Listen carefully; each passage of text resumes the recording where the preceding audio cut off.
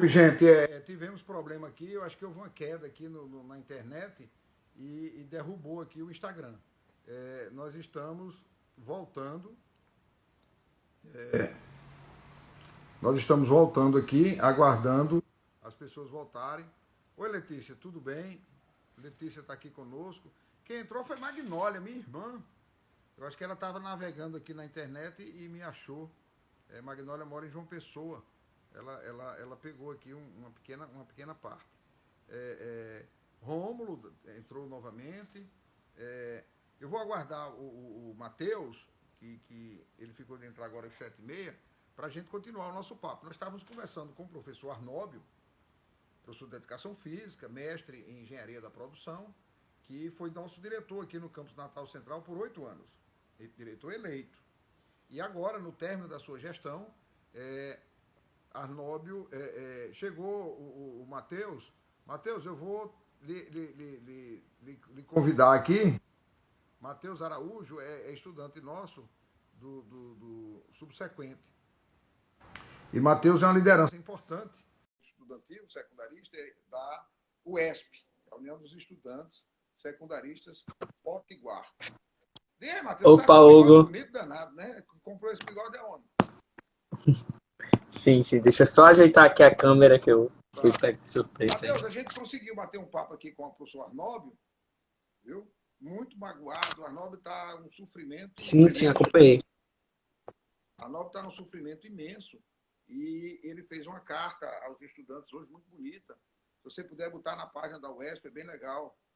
A gente vai colocar agora, a gente tem, e até falar disso, a gente tem recebido muitas notas, e a ideia é amanhã lançar todas essas notas, assim, mostrando o apoio que tem vindo, né, de vários lugares do país, várias entidades prestando solidariedade, e é muito importante esse tipo de apoio estar chegando nesse momento. Legal. Viu? Aí, Matheus, eu já fiz um breve relato do episódio 1. Eu queria que você falasse um pouco, você estava dentro da reitoria, né? Você pudesse relatar um pouco assim, a sensação. Nós ficamos muito preocupados, cara. Você é do subsequente, né, Matheus? Sim, faço petróleo e gás lá no IF Central, curso subsequente. Uhum. Você não foi meu aluno de sala de aula, mas eu leciono para petróleo e gás. Você vai chegar lá. Né? Veja só, você é um cara de quê? 20 anos, tua idade? 18, pô. Parece às vezes ter 20, mas é 18 ainda. Mais idade, você tem 18. Né? Você terminou o ensino médio aonde, Matheus? No Estou Xuxo, ano passado, terminei lá, uma escola estadual, foi lá que conheci o movimento. Para quem não está acostumado a essa linguagem, o subsequente é um curso de curta duração, média duração, são 2 anos, que nós recebemos estudantes que já concluíram o ensino médio. Então, no caso, Matheus, ele fez o ensino médio com 3 anos, lá no Xuxo, e está agora fazendo petróleo e gás por 2 anos no Instituto Federal. Né? E aí ele já tem o nível médio, ele agora vai receber um outro certificado como técnico de nível médio, no caso, em petróleo e gás. E aí, veja só, o perfil do nosso estudante é esse, 18 anos. Eu pensei que o Matheus tinha uns 20. Mas nós temos meninos de 14, 15 anos. Sim. Tinha uma menina que estava com vocês lá, que foi minha aluna de sala de aula da mecânica. Adriane, eu até falei com ela agora há pouco. A Adriana é uma excelente aluna, magrinha, super tranquila. Quer dizer, aí vê uma cena daquela, quer dizer, passa por um susto daquela, ela acha terrível, cara. Terrível para todos nós. Para os pais de vocês, para os amigos de vocês. Né? Então, relata para a gente um pouco, assim, como é que a coisa se deu. Porque quando vocês entraram efetivamente no prédio, a gente estava ali juntos, né? A gente já tinha cantado o hino nacional, eu tinha falado, você tinha falado, tem até uma foto de você com o megafone. Mas vocês tomaram a iniciativa de comemorar o Dia do Estudante de uma forma diferente, entrando e fazendo um protesto dentro, mais próximo da sala do reitor, né, do gabinete, que a gente chama da reitoria. E nós ficamos lá fora. E aí o vigilante foi chamado, Matheus, e aí ele fechou o portão. Então, quem estava dentro não podia sair, e eu estava fora, não podia entrar. Né? Porque na hora que ele fechou o portão, eu estava fora conversando com algumas pessoas. O menino estava tocando, falei o nome dele agora há pouco. Estava tocando Thales, né? A gente estava ali fora. E aí eles fecharam a porta. Né? né? Porque só tinha um vigilante. E o reitor chamou o vigilante, O único vigilante, isso. para protegê-lo pessoalmente, como se você estivesse entrando lá para dar cascudo em Josué. E, obviamente, não era isso. Sim. Então, gente, boa noite. Queria começar agradecendo o convite do professor Hugo Manso. Eu me chamo Matheus. Faço parte da UP aqui no estado atualmente. Sou presidente da UESP, que é uma entidade estudantil. E aí, queria me desculpar, assim, porque eu estou bem cansado desde ontem. O Hugo estava até falando agora há pouco, né? Quase não dormiu, a gente também, que é estudante, estava lá dentro. Foi um dia muito agitado para a gente ainda está cansado, né? Acabamos de voltar do ato e desde então a gente não tem parado. Mas, para explicar um pouco melhor, né? Ontem a gente, das entidades estudantis, nacionalmente decidimos comemorar o Dia do Estudante fazendo o que a gente mais gosta, né? Lutando pela educação pública gratuita e de qualidade. Então, no Brasil inteiro, tiveram diversos atos com faixas, cartazes, atos com poucos estudantes, em secretarias de educação, em gabinetes de reitoria, cobrando cada estado com sua pauta, né? Ao longo do Brasil inteiro, são várias as pautas do movimento estudantil. Mas aqui no estado, a gente da UESP, junto com a Regife, os grêmios aqui da capital, o GDM, a galera do Café, do presidente Café Filho, lá do IF Cidade Alta, da Zona Norte, Paulo Freire, esses grêmios a gente se juntou e decidiu fazer uma ação. E é importante que a gente coloque aqui, essa ação foi limitada, tinha mais de 100 estudantes querendo participar, mas a gente viu de ter uma limitação de 30 estudantes para garantir o distanciamento social, para que a gente não exagerasse na mobilização, mas a gente mesmo assim decidiu fazer um ato simbólico com esses 30 estudantes, junto com o apoio dos servidores, do Sinasef, e fomos inicialmente lá para a reitoria, mais de 3 meses, né? A gente está construindo a Vigília Democrática lá na reitoria, e infelizmente nesse processo houve toda essa repressão que iniciou com uma covarderia. Acho que é importante colocar isso, eles são covardes e não queriam atender estudante. Que assim, a gente que é estudante, você colocou, a maioria é mais franzino, muito calmo ainda, por sinal, a gente não faria mal nenhum, pelo contrário, a gente queria conversar com o interventor. Inclusive, pouca gente ainda não viu esse cara. O Josué veio lá de Mossoró escondido no primeiro dia de intervenção para não passar pela gente, entrou de 10 horas da noite com a ajuda da polícia. E até agora a gente não teve uma reunião com ele, uma plenária dos estudantes com o interventor, nem para ele se apresentar para a gente. A gente vê ele no blog do BG, a gente vê ele em vários sites de direita, dando entrevista, pagando de brabão, mas com a gente, que é estudante, em nenhum momento ele tentou atender a gente ou ter nenhum diálogo com a gente. Então nós ocupamos ali a entrada do gabinete, cobrando uma reunião, e para nossa surpresa o interventor não quis, não só não atender a gente, como nem responder a gente, nem foi lá falar que não ia atender, como solicitou a polícia militar. E acho que é importante colocar aqui que a solicitação dele foi uma solicitação ilegal. Não pelo fato de chamar a polícia militar, né? Mas pelo fato que ele não ligou para o número propriamente dito. Ele foi por outro meio, pelo meio político. Ele fala tanto da gente, né, que o movimento estudantil é político, mas ele ocupa um cargo hoje por ser filiado ao mesmo partido que o Girão, que inclusive o Arnaldo até citou agora, solicitou à Polícia Federal de fazer a guarda do prédio da reitoria, né? Diariamente agora acabou de solicitar isso, acabou de chegar nos grupos, mais uma tentativa de repressão. Mas aí solicitou ao Girão, um fascista declarado, não só apoiador de Bolsonaro, mas fascista mesmo, escroto pra caramba, um deputado federal que não apresenta nenhuma proposta para o nosso estado, em nenhum momento apresenta proposta de mudança do nosso estado, de investimento na educação pública, não destinou R$1 para o IFRN, mas agora está preocupado em reprimir os estudantes, exatamente por isso que garantiu que uma ronda mais para o lado deles fosse lá para dentro da reitoria. E assim, assim que a polícia chegou, eu desci para tentar conversar, né? Que a gente do movimento estudantil já acostumado, assim, a polícia sempre chega nos nossos atos, mas nunca dessa forma, né? Às vezes chega até mais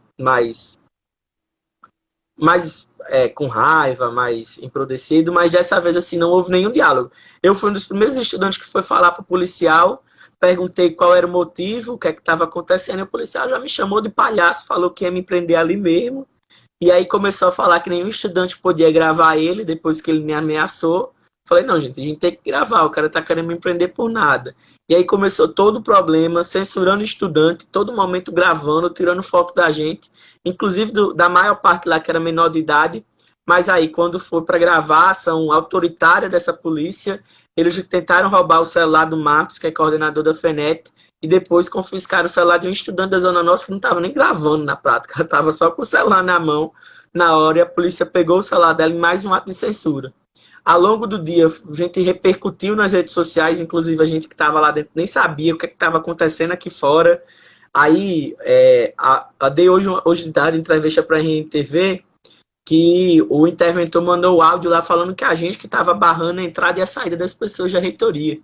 Um mentiroso, pô. O cara barrou a gente de sair. A gente não saía nem para conseguir pegar o almoço. Teve que pegar o almoço pela grade. Então, um cara que sempre fez isso no nosso Instituto Federal, autoritário, inimigo da educação pública. E essa não foi a única vez que houve repressão. Pela tarde também houve outro momento que a polícia militar jogou gás de pimenta na gente. Inclusive, queria rebater aqui, falaram que a gente estava quebrando o prédio, mas hoje eu mesmo fui na reitoria e a única parte da reitoria que está quebrada é o portão que a polícia militar quebrou. Nenhum estudante quebrou mais nenhuma parte do prédio da Isso está reitoria. claro nas imagens, Matheus. Eles Sim, pegaram aquele nosso companheiro de Parnamirim, como chama-se? Silas. Silas, que tem o cabelinho cacheado. Silas é um menino super magro, franzino. Chega um cara imenso, treinado, levantou Silas e ele empurrou Silas e o portão juntos.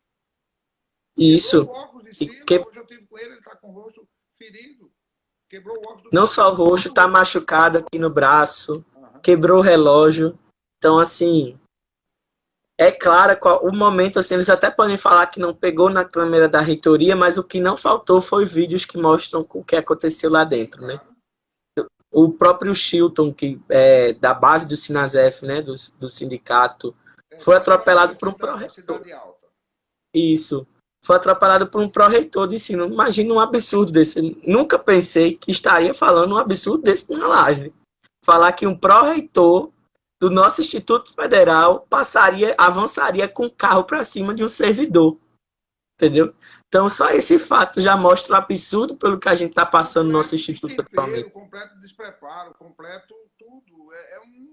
Uma equipe absolutamente desprotegida, desprovida de sensibilidade social, humana. Eles Isso. não têm uma sensibilidade humana. Além de... Diz, Matheus. Não, pode ir. Não, veja só, uma coisa que precisa ficar claro para a sociedade é que eles ficam dizendo que o movimento estudantil, que o movimento sindical, nós não queremos a volta às aulas. Nós não queremos retomar as atividades. Ora, gente, isso é uma completa esquizofrenia. Os estudantes estão super afim de retomar a normalidade, eles precisam de concluir cursos. Tem alguns que estão batalhando estágios, tem alguns que estão querendo ir à universidade. Agora, o nó é que nós não temos sequer conseguido falar com todos os estudantes. Lá na DEACIM, Matheus, onde eu trabalho, que é a mecânica, você é aluno lotado lá, já que você é de petróleo e gás, lá da DEACIM, nós fizemos uma tentativa. O professor Gils, que é o nosso coordenador, ele fez uma tentativa. Ele conseguiu falar com 60%. Porque nós temos os e-mails de todo mundo, os WhatsApp de todo mundo no sistema. Fez um trabalho de busca ativa para falar com o nosso estudante. Conseguimos localizar 60%. Então, como é que nós vamos iniciar um processo de retomada de aulas lecionando para 60%? Quando os outros 40% chegarem, nós vamos ter que dar tudo novamente. Então, não vai terminar nunca esse processo. E é absolutamente desonesto você fazer isso, porque os que não responderam são os que estão mais fragilizados. Isso. Eu conheci agora um menino que é estudante de Parnamirim, de informática, que mora com a família na Lagoa do Bonfim, num local que não tem acesso à internet. Esse menino pega 2 transportes todo dia para chegar no campo de Parnamirim. Ele pega um transporte para sair da lagoa, do sítio, para a cidade, para São José do Mipibu, e de São José pega um outro para chegar aí em Parnamirim. Ele sai de casa às 5 horas da manhã, Matheus, todo dia, para ter aula pela manhã. Almoça no campus, é bolsista à tarde para ganhar R$300 para custear o mínimo. Ele chega em casa às 7, 8 horas da noite, morto de cansado e com fome, porque ele almoçou, mas não tem a janta. Vai jantar em casa quando chega. Então, essa Isso. realidade, quer dizer, como esse estudante vai ter uma aula através de um mecanismo de EAD? A EAD é uma tecnologia extremamente importante, mas ela tem critérios. Não é, Isso. não é mandar um zap para o menino e ele responder pelo zap. Não, você tem que ter acesso a um conjunto de ferramentas que no smartphone é difícil de você fazer. O smartphone é muito bom para comunicação mais rápida e tal. Mas para você fazer um trabalho desse, você tem que ter um equipamento, você tem que ter um computador, você tem que ter uma mesa de estudo, você tem que sentar, você tem que receber orientações. E isso tem que ter um planejamento. Então, a reitoria não planejou nada. Os diversos diretores das unidades nossas, nos diversos campi, estão sem uma orientação unitária. Então, se cada um fizer de um jeito, você vai ter uma dificuldade muito grande de voltar a ter a unidade. O nosso instituto, por definição, ele é uma instância única. Por isso tem a figura da reitoria. Porque se fosse para cada campus fazer do seu jeito, não precisava de reitoria. Cada direção local, Paulo Serro tocava de um jeito, Parnamirim de outro, Natal Central de outro, Zona Norte de outro, e a vida tocava. Seriam escolas independentes, mas não é assim. É uma rede, tem conceitos, tem metodologias, tem pró-reitores de pesquisa, pró-reitores de extensão, pró-reitores de ensino, tem uma unidade orçamentária, etc, etc. E isso é bom. Isso qualifica a nossa instituição. Né? E aí a parte política, né, que nós estamos vivendo, você frisou bem, quer dizer, o interventor ele foi nomeado politicamente. Isso. O deputado Girão assumiu e continua a assumir na hora que ele está indo à imprensa hoje, ontem, em defesa das loucuras do interventor. Porque o interventor é uma cria da mente belicosa desse general. Então, não dá para ser assim. Nós não aceitamos isso. Né?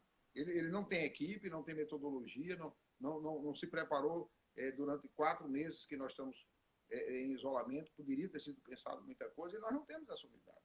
Então, eu quero deixar aqui de forma muito, muito clara, muito fraterna, Matheus. A gente se conheceu já há mais de um ano. Você é um menino super dedicado, assim, eu admiro muito a sua militância. Eu até pensava que você tinha mais idade pela sua maturidade, né?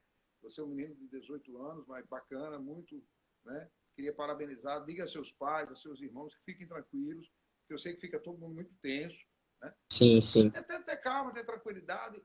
Temos que nos prevenir, nos proteger. Nós não podemos também nos expor de forma desordenada. Por isso é necessário ter as entidades, por isso é importante a organização política, sindical nossa, quer dizer, nós estamos ali para apoiar vocês, você sabe que não é... Aí eles nos atacam, Matheus, eles atacam a mim, com 60 anos, e atacam a você, com 18, quando eles dizem que a gente manipula vocês. Sim, é o que mais a gente escuta. Como se eu tivesse pondo coisa na sua cabeça de forma... primeiro, é um desrespeito a nós dois. Sim.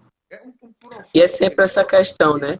De achar que o estudante... Pergunta a Adriane, que a Adriane foi minha aluna de sala de aula. Sim. O professor Hugo fazia proselitismo político, Adriane? Eu não sabia nem que a Adriane era militante. Eu vim depois, quando eu já tinha terminado o semestre, eu me encontro com ela numa assembleia, numa coisa, e eu brigo com ela. Na sala de aula, a gente estabelece um vínculo de professor, estudante, de aprendizagem. Eu aprendo muito com vocês com a gente. Mas aquelas disciplinas, a gente tem um convívio muito, muito passageiro, infelizmente. A minha disciplina, no caso, com a Adriana, é de 2 aulas por semana. Então, não cria nenhuma intimidade maior, entendeu? A gente vai conhecendo o aluno mais adiante. E aí o cara dizer que vocês, o movimento estudantil... Porra, eu fui estudante, cara. Eu fui presidente do DCE da Universidade Federal. Em 84, Matheus, 84, você nem existia. Tava nem vivo. Aí sim, ocupamos a reitoria da UFRN. Mas sabe como foi o ato? Entramos com 800 estudantes na reitoria. O grande grupo que fez a ocupação naquela época foram os residentes, porque a pauta principal nossa era relacionada ao restaurante universitário, o preço e a qualidade da alimentação. E quem mais sofria eram os residentes. Eu lembro por demais daquele ato. Eu já tinha sido presidente do DCE em 82, 83, e a ocupação foi em 84. Eu já, digamos assim, eu já era meio veterano. E nós fizemos um trabalho. Um abraço, Sérgio Groove. Entrou aqui meu amigo Sérgio Groove. Sérgio Groove é o grande baixista aqui da cidade, viu, Matheus? Conheço, conheço. Você conhece a fera? Lá de Igapó. Sim. Pois bem, então, eu tenho um artigo que eu publiquei, porque depois, quando terminou tudo, isso era um processo. Eu respondi, o processo era Hugo Manso Júnior e outros. Foi assim que eles fizeram o processo. E eles processaram 8 pessoas, que era o comando, era, digamos assim, a gente tinha uma coordenação da ocupação. Aí eu fiz um artigo, 8 não, 800. Né? Aquele ditado, 8 não, nem 8 nem 80, não, era 800. Porque nós entramos com 800 pessoas e ficamos 6 dias dormindo. A gente se preparou. Os meninos da residência levaram os fogõezinhos, as panelas e tal, colchonetes. E a entrada nossa e a saída tem as imagens. Era uma ocupação. A gente foi para lá para interditar, de fato, a reitoria naquele período. Tinha um propósito político muito claro, que era, e conseguimos. Houve uma negociação, etc. E tal. O que vocês fizeram ontem, cara, foi um protesto, uma coisa com 30 jovens. Era para fazer buscar o diálogo. Se ele tivesse aberto a porta e feito uma reunião, quando terminasse a reunião, você saiu. Tinha terminado a atividade. Sim. Era isso, simples. Vocês iam dizer coisas que ele não ia gostar, ele ia dizer coisas que vocês não iam gostar, e encerrava. Não precisava de polícia, não precisava de pancadaria, não precisava de nada disso. Mas é de uma truculência, digamos assim, parece que algo que está na gênese do pensamento dessas pessoas. E aí o Ribeiro, que tem uma imagem que parece que foi ele que filmou, que eu vi filmando os pés dos estudantes, que eu não sei se você estava naquela hora, se você viu o Ribeiro lá dentro. Tava exatamente do lado dele. Para quem não sabe, o Ribeiro é o cara que concorreu às eleições, teve 3% dos votos e ficou articulando o tempo todo um golpe. Porque o primeiro colocado foi Arnóbio, o segundo colocado foi o professor Willis, ele foi o terceiro colocado com 3% dos votos. E achava-se no direito de ser o reitor. E aí, os malucos lá do Ministério nomearam um outro, mas em perfeita articulação com o Ribeiro. E o Ribeiro está lá como pró-reitor, não sabe o que faz, já mudou de cadeira, já foi pró-reitor de uma pasta, de outra, e é um cara completamente deslocado, violento. Ribeiro é um cara violento, ele é colega do meu departamento, ele é engenheiro eletricista, eu sou engenheiro mecânico, nós trabalhamos no mesmo departamento. Um cara violento, perigoso, entendeu? Que vai responder por muitas coisas. Sim. É inaceitável esse comportamento. Inaceitável. Inaceitável. Não tem acordo com esse tipo de gente. Eles são violentos, são perigosos. Entendeu? E aí nós temos que nos proteger. Agora, não vamos arredar. Uma única bandeira vai ser abaixada. Estamos com vocês, Matheus, estamos com a UESP, estamos com a União Estadual dos Estudantes, com a União Metropolitana, com os grêmios. Hoje eu falei com o Felipe. Felipe não foi hoje no ato nosso, né? Não sei se ele chegou mais no final. Chegou no final, então já tinha saído. Felipe está muito sofrido, cara. Felipe é um super menino do campus Zona Norte, um cara super bacana, né, que é o presidente da Regi, e está muito sofrido. Está todo mundo muito sofrido. Sim. Assim, a gente do movimento estudantil, eu mais uma vez reitero, a gente agradece muito o apoio que tem chegado. Sim. A ação que aconteceu ontem na reitoria com certeza suja a história do nosso instituto. Matheus, tem uma pessoa aqui, Abner, dizendo que o Ribeiro já foi professor dele. Sabe muito bem como esse cara trabalha. Por exemplo, a Adriane também já foi.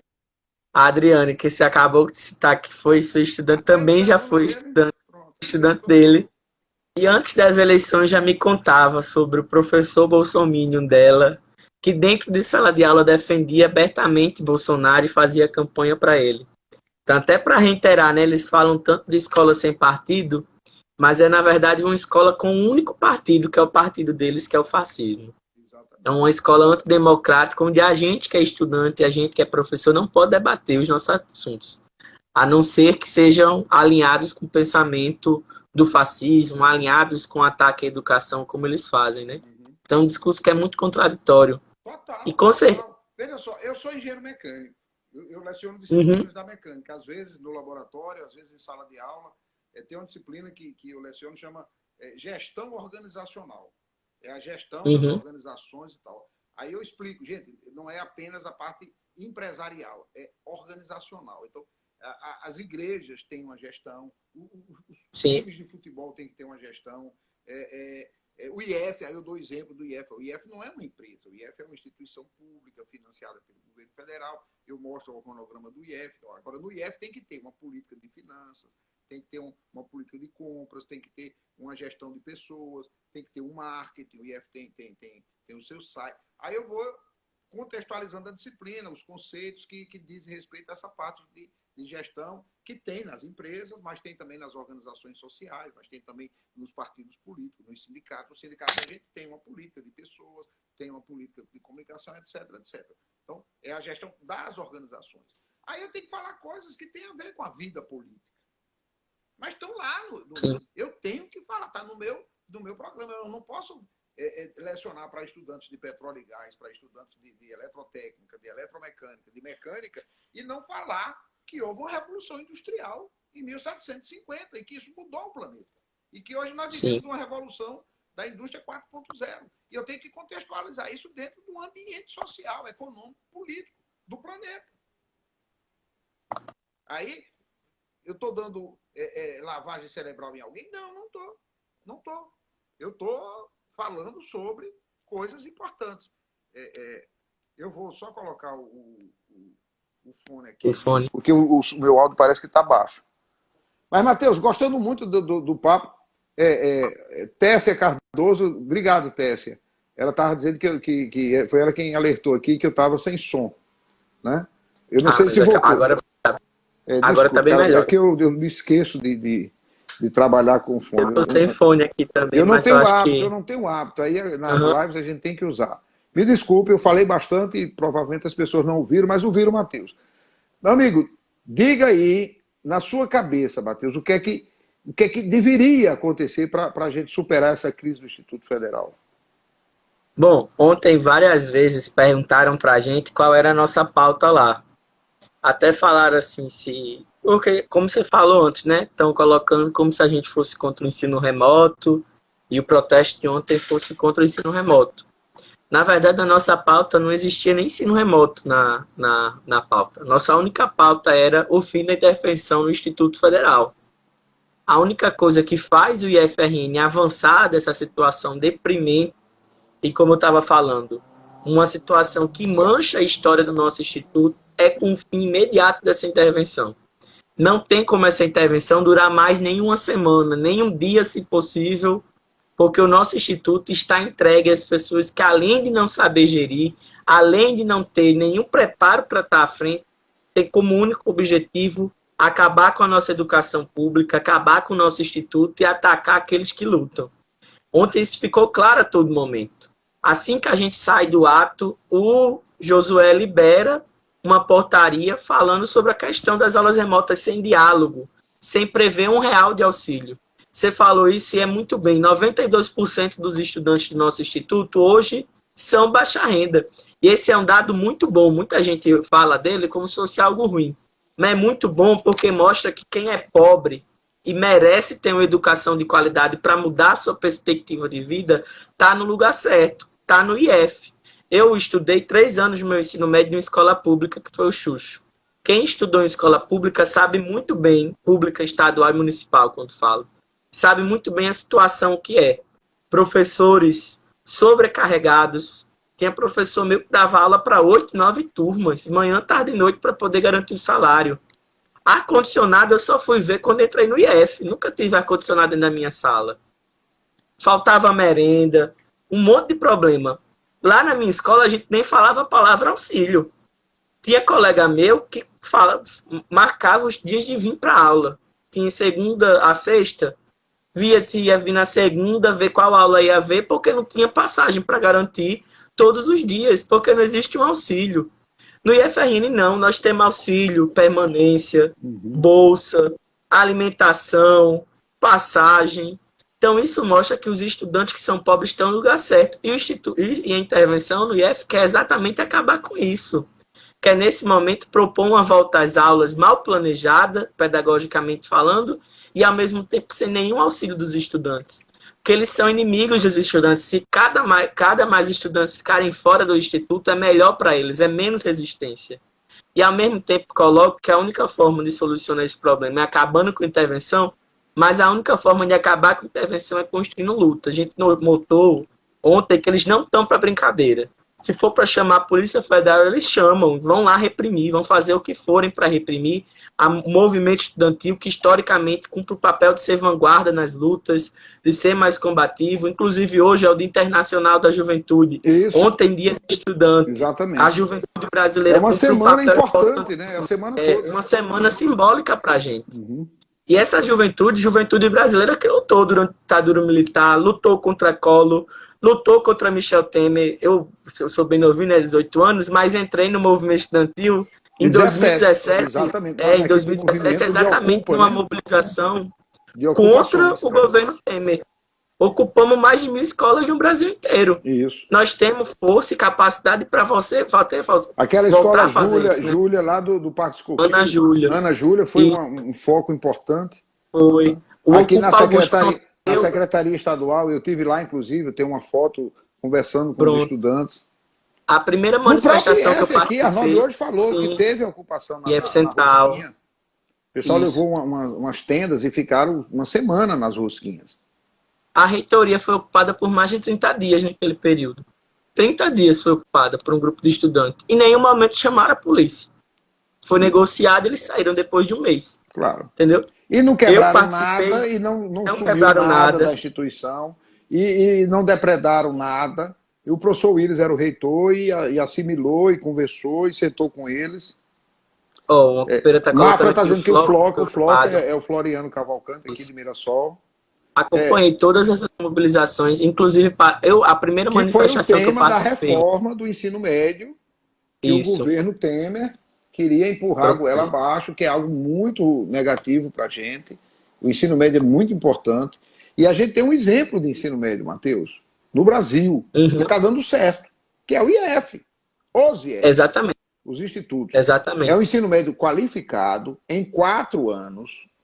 Ele é mais do que a média, a maioria do ensino médio se faz em 3 anos. O nosso nós fazemos em 4, porque nós temos toda a grade educacional propedêutica, física, química, matemática, biologia, sociologia, educação física, história, geografia e a parte profissionalizante.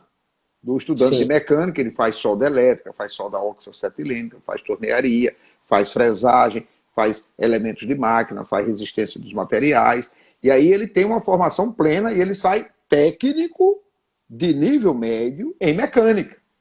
Sim. Um diploma, que ele pode se submeter a um concurso na Petrobras, ele pode se submeter a um concurso no próprio instituto, nós temos técnicos nos laboratórios, nós temos os professores e temos os técnicos.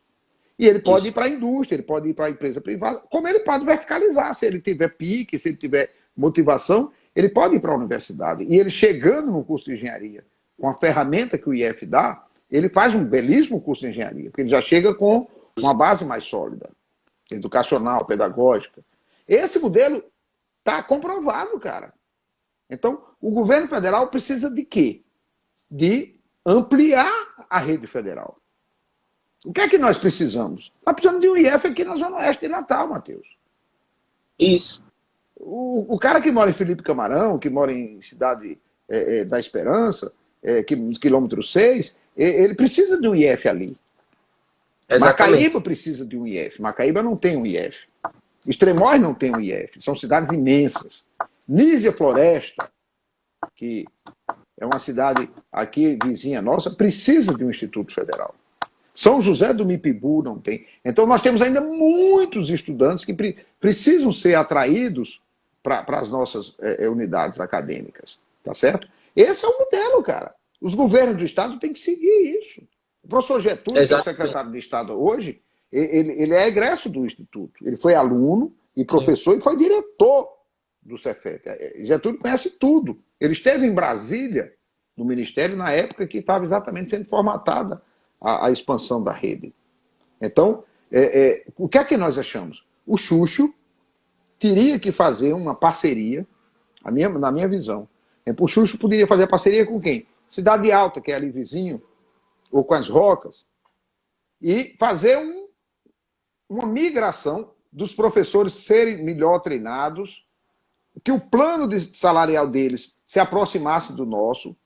É óbvio que é difícil fazer isso em 1 ano ou 2, mas você tem que fazer uma sequência. O governo do Estado do Rio Grande do Norte, na rede estadual nossa, são 293, se não me falha a memória, escolas de ensino médio no Estado do Rio Grande do Norte. E são 22 campos do IF, tá certo? Então, cada campus do IF poderia, num convênio, numa parceria com o governo do Estado, se relacionar com 2, 3, 4 escolas estaduais. Isso. Mas uma questão importante, por exemplo... essa escola, qualificando, iria demorar. Sim, somos 22 campos. Se cada campo tivesse uma parceria com 4, faríamos com 88 escolas no estado. Isso dava uma qualificação bacana. Você lá do Xuxo, você tinha piscina lá para fazer natação? Chegava só quando chovia. Caía a quadra da nossa escola também. Até hoje não tem. Eu chamo nossa escola porque, apesar de colocar... Você gosta, você fez uma tem um amor muito grande quando a gente passou, né? E aí eu vivo falando do Xuxo com amor, mas é isso. Só tinha piscina quando chovia, a quadra alagava. Tinha um professor belíssimo, como nós temos de música? Tem não. Chegava nem perto. Lá passei um ano inteiro sem menino como Thales, ele está crescendo na música porque ele tem instrumentos na escola. Ele tem plateia, ele tem palco, nós temos um belo anfiteatro. E ele tem um belíssimo professor. Remunerado, bacana, qualificado, com doutorado, etc. Para colocar aqui, a gente no IF, o movimento estudantil, se organiza para defender contra a intervenção, mas quando fui do movimento estudantil no Xuxa, a gente fazia protesto para conseguir garantir gelar água na nossa escola, ter água na nossa escola. Tem um refeitório para sentar na nossa escola. Lá a gente passou por um processo de implementação do tempo integral. O governo Robson colocou de 2016 para 2017 o tempo integral. Minha escola tinha 1.000 estudantes, passou a ter 500. E a gente estudava de 7 horas às 5 da tarde. Até parece bonito, né, falar isso. Mas sem nenhuma condição. Passava um dia todo mundo sem tomar banho, porque nem chuveiro tinha na escola. Nem refeitório a gente tinha para almoçar. A gente teve que pular o muro da escola no ato para ir para a Secretaria de Educação, ocupar a Secretaria de Educação na época. Cláudia Santa Rosa era a secretária de Educação, falou que a gente ia só almoçar lá na Secretaria de Educação, que lá tem um refeitório, até entregarem um refeitório para a gente. Foi assim que a gente conseguiu o refeitório da nossa escola. Então, tipo, queria mandar um abraço para Leila Torquato, entrou aqui. Leila Torquato é uma amiga de Paulo dos Ferros, mas que eu acredito que esteja aqui na Natal. Opa, Leila. Então, tipo, o movimento estudantil tem uma pauta no Instituto, uma pauta contra a intervenção, em outros momentos contra os governos do Temer e do Bolsonaro, mas a gente, na rede estadual, até hoje luta para que a gente tenha garantia de ter a mínima estrutura possível, entendeu? Tem uma aluna aqui, viu, Matheus? Mafrinha, ela está dizendo, sem condições esse tempo integral. Foi horrível, quer dizer, ela viveu essa experiência. Eu peguei. Eu estudei 2016 sem tempo integral, pela parte da tarde, 2017, 2018, tempo integral completo, assim. Foi uma das primeiras turmas a passar por esse sofrimento, que foi ter que... E ao mesmo tempo ter que... era para ser uma coisa legal, não era para ser um sofrimento. Era para ser uma coisa legal. É algo importante, assim. Mas como você falou, tem que ter um chuveiro, né, cara? Tem que ter um chuveiro. Tem que ter a mínima condição. Merenda faltava. Como é que eu vou passar o dia estudando faltando merenda na minha escola? Sem comer. Mas, amigo, eu queria ir fechando aqui, tá? Eu sei que você está com a agenda puxada. Agradecer muito. Marcelo Manduca, um abraço. Marcelo Manduca é um dirigente sindical da CUT. É legal você estar aqui conosco. Tereza Freire, minha companheira, está aqui conosco. Tereza é profissional da saúde. Queria mandar um abraço. Hoje também se comemora esse dia da juventude, mas também é o dia do pessoal dos trabalhadores do SAMU. Eu queria mandar um forte abraço à Wilma, que é a coordenadora do SAMU aqui do Estado. O SAMU é uma ferramenta espetacular, né? É o serviço de ambulância móvel de urgência que tem salvado muitas vidas, né? E nesse momento que nós estamos vivendo a pandemia, Matheus, eu acho que a gente tem que dedicar um pouco da nossa energia, da nossa luta a esses trabalhadores da saúde e as famílias que têm perdido pessoas. Hoje, se não me falha a memória, o Rio Grande do Norte atingiu uma cifra de 2 mil pessoas que morreram. Isso é muito duro. Perdemos pessoas próximas da gente, servidores do Instituto, pessoas aposentadas, perdemos pessoas da família, a tia da minha companheira, Tereza, professora Socorro Freire, professora da universidade, veio a falecer, pessoas da nossa geração, jovens também. É muito duro esse momento e a gente vivendo essa intervenção, o astral está muito difícil, Matheus. Tá? O professorado, você nota, os caras estão cabisbaixo, tá? Um sentimento de derrota, e a gente tem que respirar, sabe? A energia da juventude de vocês nos ajuda muito nesse sentido, então a gente tem muito a agradecer, vocês têm dado aulas para a gente, a Dicanário, professora lá de Mossoró, Thelma, Tereza Freire aqui falando sobre o SUS, que é o maior sistema de saúde do planeta, do mundo, não é pouca coisa o sistema único de saúde brasileiro, é uma conquista de muitas lutas, que agora nós estamos vendo como está sendo importante nesse momento tão duro. Mas se não tivéssemos o SUS, nós não sabemos como estaria essa pandemia, essa tragédia no Brasil. O Brasil está vivendo uma tragédia muito pesada. Então, Matheus, agradeço a energia de vocês, é muito legal a gente militar junto. Você tem uma orientação partidária que não é a mesma que eu tenho, mas em nenhum momento, você é testemunha disso, eu posso falar isso publicamente, em nenhum momento isso atrapalhou o nosso convívio. Em nenhum momento eu tentei impor nenhuma ideia minha a você, nem você tentou impor a mim. Nós mantemos um baita respeito. A professora Nádia, nossa coordenadora do sindicato, é uma pessoa de muito valor também. E você percebe isso. Eu acho que isso é que constrói, cara. Né? Exatamente. Isso é que constrói. Não, eu queria agradecer muito o espaço, só para encerrar, né? Você colocou umas questões muito importantes. A gente vive uma completa tragédia, além da pandemia a gente enfrenta o governo. Só para a gente fazer o link, essa intervenção não aconteceria se a gente não tivesse sobre um governo fascista como esse. A gente não seria o epicentro da pandemia se a gente não tivesse um governo tão incompetente como esse, que há tanto ataca o SUS, ataca os profissionais. Mas para deixar um recado, né? Os dias parecem cada vez mais difíceis, assim. A gente desanima muito quando a gente vai ver os dados, quando a gente escuta as notícias, quando a gente lê sobre política, quando a gente olha ao nosso redor, mas é sempre importante ter um horizonte de vitória para a gente, um horizonte de organização, e como diria o camarada Che, revolucionário cubano, né? Se o presente é de lutas, o futuro nos pertence. Nasceu na Argentina, viu, Matheus? Nasceu na Argentina, mas foi revolucionário aqui, internacionalista. Foi fazer luta lá em Cuba. Isso. Mas ele dizia, né? Se o presente é de lutas, o futuro nos pertence. E com certeza o futuro nos pertence àqueles que lutam por democracia, aqueles que lutam por justiça, e ao povo brasileiro que tanto já enfrentou e tanto continua enfrentando. Porque além da gente estar perdendo tantos, mas nós também estamos convencendo muita gente a se organizar nesse período. E com certeza não vamos só derrubar essa intervenção, como também derrotar esse governo, seja nas urnas, nas ruas, em todos os espaços. Esse governo tem que cair. Por isso que é uma palavra de ordem central para a gente, o Fora Bolsonaro e o Fora Interventor no nosso instituto. Queria agradecer mais uma vez o convite. Tamo junto. Um abraço enorme. Valeu. Gente, um abraço. Nós vamos fechando por aqui. Eu quero agradecer Letícia, Rômulo, Matheus Araújo, Mafrinha, Ivo Freire jornalista, meu parceiro,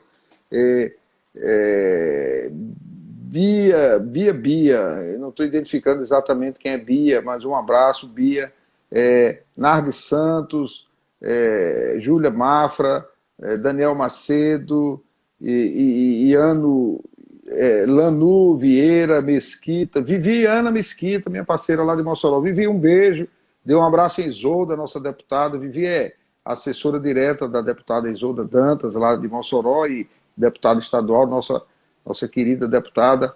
Sérgio Ricardo, meu parceiro do IF. Sérgio Ricardo foi chefe de gabinete por 8 anos lá com Arnóbio, está num sofrimento grande com todos nós.